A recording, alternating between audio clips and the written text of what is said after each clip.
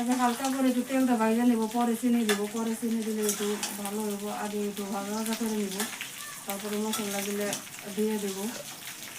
আগে কেমন দিলে তেল। আসসালামু আলাইকুম, আপনারা কেমন আছেন? আশা করি ভালো আছেন। রুটি রেসিপি চলে আসলাম। আজকে বানাবো আমের আচার, সাথেই থাকুন।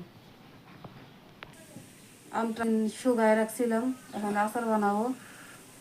আমি মশলাগুলো বাইরে নেবো, আগে শুকনো মরিচ ভাজবো। তারপরে আছে পাঁচফোড়ন ভাজবো।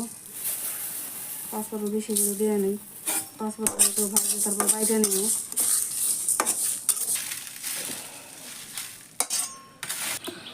মশলাগুলো ভাজা হয়ে গেছে আমের আচার বানানোর। এখানে তেল দিয়ে দেবো, খাস তেল।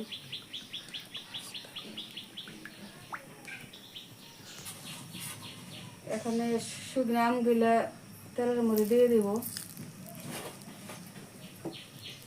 কত সুন্দর কালার হয়েছে। আম দিয়ে হলুদ দেওয়া হয়, শুকা দিয়েছিলাম রোদে, এবার আচারটা ভালো হয়, কালারটা ভালো আসে। এবার আগে তেলে দিয়ে নেবো, মশলাটা পরে দিব।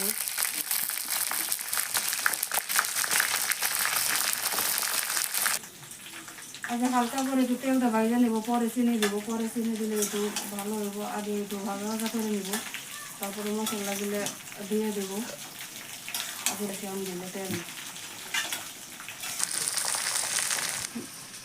মশলাগুলো এখানে বাইটে নিব পাটায়, শিল পাটায় বাইটে নিলে ভালো, মেশিনে ভাঙাও না, পাটায় বাইটে নিব।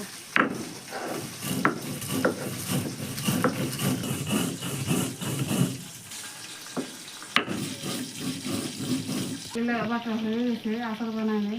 এখন মশলাগুলো এটা বাটিতে খেয়ে রাখবো। আমগুলো চুলে দিয়ে মশলাগুলো বাইটে নিলাম। এরকম মশলাগুলো বাইটে নিয়েছি। এখন আমের মধ্যে চিনি দিয়ে দিব। মিঠাই দিব না, চিনি দিয়ে দিব। চিনি দিয়ে দিলাম। এখন ভালো করে নাড়াচাড়া দিয়ে নিব। তেলে আগে বাইজে নিলাম, আগে যে কারণে পরে দিলাম চিনিগুলো। আমের আচার ভালো থাকার জন্য এই কারণে এটা হয়েছে টক ভিনেগারটা দিয়ে দেব। আমের মশলাগুলো এখানে দিয়ে দিব। আমের মশলা দিয়েছি।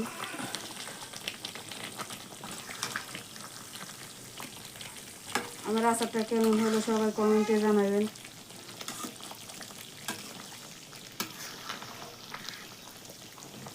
দেখেন আমের আচারটা অনেক কালার সুন্দর হয়েছে। কালারটা